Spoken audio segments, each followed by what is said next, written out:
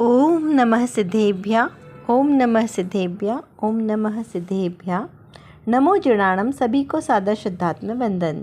आज वैशाख शुक्ला अष्टमी का यह शाश्वत पर्व है। शाश्वत पर्वों की श्रेणी में अष्टमी और चतुर्दशी ये दोनों पर्व आते हैं जो एक माह में 4 बार आते हैं, 2 बार अष्टमी और 2 बार चतुर्दशी। तो ऐसे शुभ मंगल प्रसंग पर आज जो संदेश प्राप्त हुआ है वह बहुत ही सुंदर संदेश अपने उपयोग को बताते हुए है कि सम्यक दृष्टि का उपयोग किस प्रकार से अंतर में रहे तो उससे सम्यक दर्शन होता है, या बाहर में जाए तो उसका सम्यक दर्शन छूट जाता है। तो आइए पहले हम इस संदेश को पढ़ते हैं। यहाँ पर लिखा है कि धर्मी को ऐसा नहीं है कि जब स्व में उपयोग हो तभी धर्म हो, और जब पर में उपयोग हो तब धर्म ही नहीं। पर की ओर उपयोग के समय भी धर्मी के सम्यक दर्शन ज्ञान पूर्वक जितना वीतराग भाव हुआ है उतना धर्म तो सतत वर्तता ही है। क्या बताया यहाँ पर कि जीव के उपयोग के अनुसार धर्म नहीं होता। जो सम्यक दर्शन है वो श्रद्धा गुण की पर्याय है, तो जीव के श्रद्धान की अपेक्षा से सम्यक दर्शन होता है। यानी सम्यक दर्शन सम्यक ज्ञान ये श्रद्धा गुण की पर्याय है ना। तो सम्यक दर्शन जो श्रद्धा एक बार बन गई तो वो सतत वर्तती है। जैसे सच्चे देव शास्त्र के प्रति एक बार श्रद्धा पक्की हो गई कि हाँ, ये जो सच्चे देव शास्त्र गुरु हैं, वीतरागी अरहंत सर्वज्ञ हितोपदेशी हैं, यही सम्यक दर्शन में निमित्त है। क्यों? क्योंकि इन्होंने अपनी आत्मा को जानकर अपने आत्म स्वभाव का अनुभव करके अपने अनुभव के द्वारा उस परम पद को प्राप्त कर लिया है।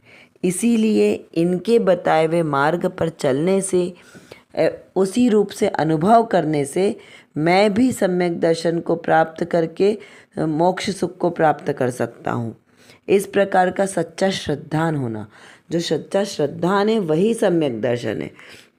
तो यहाँ और उसी को धर्मी जीव कहा। तो यहाँ पे कहा कि जो धर्मी जीव है उसे श्रद्धान एक बार होता है। अनुभव तो बार बार होगा, लेकिन श्रद्धान हमेशा एक बार होगा। जैसे हमें अपने नाम का श्रद्धान है, हम चाहे कितनी निंद्रा में भी रहें तो भी कोई हमें अपना नाम पुकारे तो हमें सजगता हो जाती है।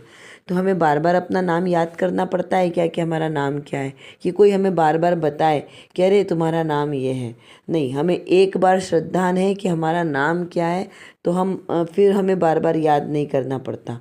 उसी प्रकार जब एक बार श्रद्धान पक्का हो गया फिर बार बार श्रद्धा को पक्का नहीं करना पड़ता, पर बस वो श्रद्धान पक्का होना चाहिए, यथार्थ होना चाहिए। फिर चाहे आप किसी भी गति में जीव जाए, नरक गति में जीव श्रद्धान सच्चे श्रद्धान के साथ जाए तो भी वहाँ पे उसका सम्यक्त नहीं छूटता। तिर्यंच गति में जाए तो भी उसका सम्यक्त नहीं छूटता, गुणस्थान बदल जाएगा।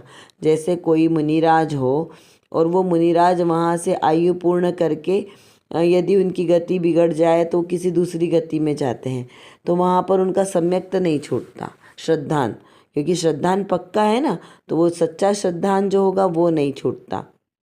इसी अपेक्षा से कहा है कि यदि जीव को एक बार सम्यक्त तो हो जाए तो वह अर्धपुद्गल परावर्तन तक घूम सकता है, और कम से कम तो 3 भव, क्योंकि वो सच्चा होगा। छायिक सम्यक्त, सम्यक्त के भी बहुत सारे भेद है ना, 3 भेद, छायिक सम्यक्त, छायोपशमिक सम्यक्त, उपशम सम्यक्त। तो उपशम सम्यक्त तो बार बार जीव को हो जाता है, लेकिन उसका भी एक समय है कि उतने समय में जीव सम्यक्त हो जाता है। अभी हम इसकी डिटेल में नहीं जाएंगे, अभी हमको शॉर्ट में समझना है कि सम्यक्त के साथ जीव कभी कुमरण नहीं करते, कुगतियों में नहीं जाते, तिर्यंच गति में नहीं जाएंगे, नपुंसक में नहीं जाएंगे, नरक में नहीं जाएंगे, दरिद्र नहीं बनेंगे, अपंग नहीं बनेंगे, भवनत्रिक में नहीं जाएंगे।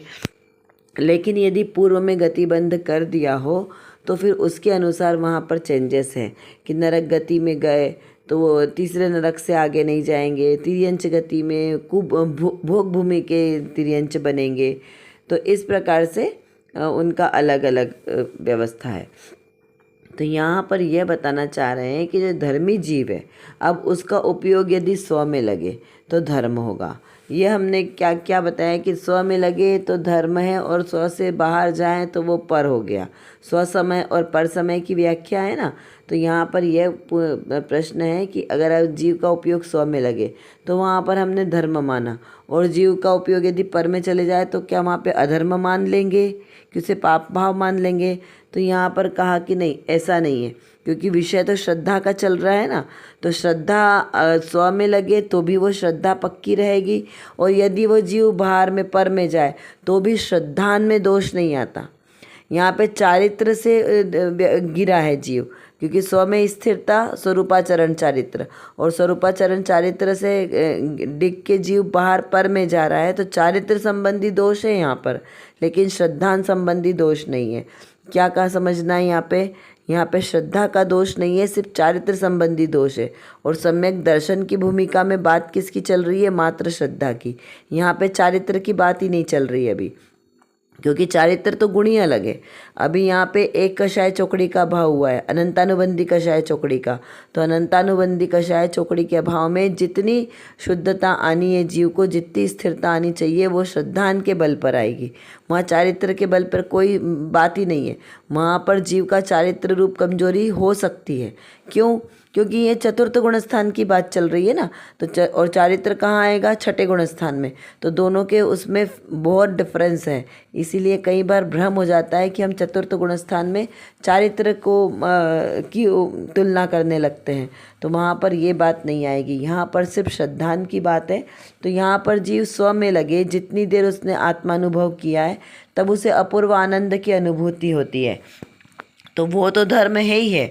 लेकिन उसके बाद जीव का उपयोग स्थिर नहीं रहता है, क्योंकि चतुर्थ गुणस्थान है, भूमिका ही उसकी निचली है।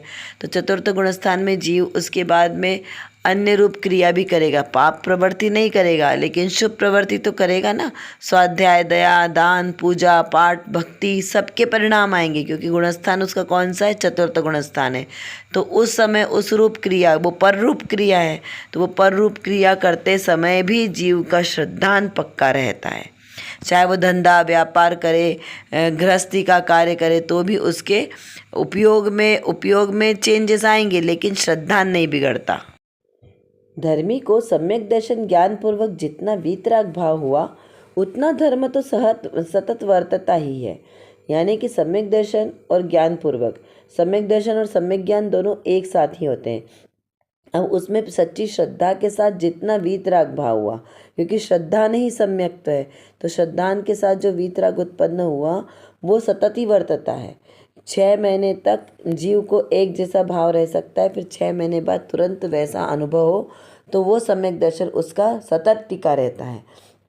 यहाँ पर चारित्र वाली बात ही नहीं आ रही कि उपयोग इस स्थिरता से उसका सम्यक दर्शन छूटता है। यहाँ सिर्फ श्रद्धान का विषय है, ये बात यहाँ पर विशेष समझना है। अब चलिए देखते हैं आज की रत्नकणिका में कौन सी विशेष बात है। यहाँ पर श्रोता ने प्रश्न किया है कि ज्ञान में भी ऐसा दृष्टि का बल आता है, क्योंकि द्रव्य दृष्टि और पर्याय दृष्टि, दो दृष्टि से बात करिए ना, तो द्रव्य दृष्टि वो ध्रुव स्वभाव पर दृष्टि रखती है, और पर्याय दृष्टि बाहर में दृष्टि रखती है।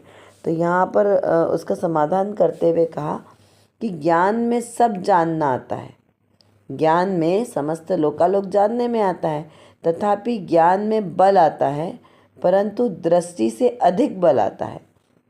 ज्ञान में सब पहलुओं को जानने का कार्य होता है कि यह अधूरा है, यह पूरा है, यह केवल ज्ञान है, यह साधक दशा है, यह गुण भेद है, यह पर्याय भेद है। इस प्रकार ज्ञान सब जानता है, तथा एक अखंड का बल भी ज्ञान में ही है, तथापि वह जानने रूप है, जिसमें एक सामान्य को ही ग्रहण किया है, वह दृष्टि अधिक बलवान है। देखिए यहाँ पर द्रव्य दृष्टि और पर्याय दृष्टि को स्पष्ट किया है कि यहाँ पर द्रव्य दृष्टि से देखें तो एकमात्र अपने ज्ञान स्वभाव पर ही बल आएगा, और वही कैसा है? सबसे अधिक बलवान है, क्योंकि द्रव्य दृष्टि का विषय है ना। तो द्रव्य दृष्टि अखंड को ग्रहण करती है, और पर्याय दृष्टि खंड खंड को ग्रहण करती है। तो जो खंड खंड ज्ञान है वो कैसा है? अधूरा ज्ञान है। तो अधूरा ज्ञान अलग अलग जानता है, और जो ध्रुव ज्ञान है वो कैसा है? एक साथ जानता है, अखंड जानता है। तो ज्ञान जानता तो सभी पहलुओं को, लेकिन अच्छा वो अखंड जाने तो क्या सब पहलुओं को नहीं जानता? तो वहाँ जानता है, अखंड ज्ञान जानने पर भी वह सब पहलुओं को जानता है, और यदि खंड खंड ज्ञान से जानेंगे तो एक एक पहलुओं को देखेंगे। तो एक एक पहलुओं का समय भी कैसा है, पर्याय का समय एक समय का है, तो वो प्रति अलग अलग पहलुओं को अलग अलग जानेगा, तो वहाँ पर वो खंड खंड ज्ञान हुआ।